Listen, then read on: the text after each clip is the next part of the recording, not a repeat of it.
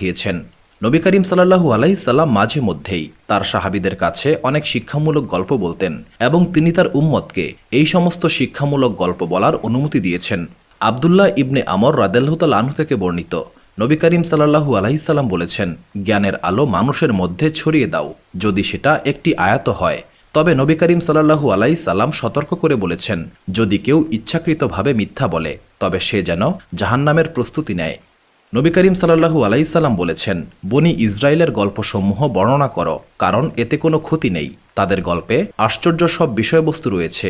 মুসনাদে আহমদ হাদিস নাম্বার 26,602। নবী করিম সাল্লাল্লাহু আলাইহি সাল্লাম বলেছেন, আহলে কিতাব অর্থাৎ ইহুদি ও খ্রিস্টানদের কাছে কোনো বিষয় জিজ্ঞাসা করো না, কারণ তারা তোমাকে সঠিক পথ দেখাবে না। এমনও হতে পারে তাদের মাধ্যমে তুমি সত্যকে অস্বীকার করবে এবং মিথ্যাকে বিশ্বাস করবে। সহিহ বুখারী হাদিস নাম্বার 7363।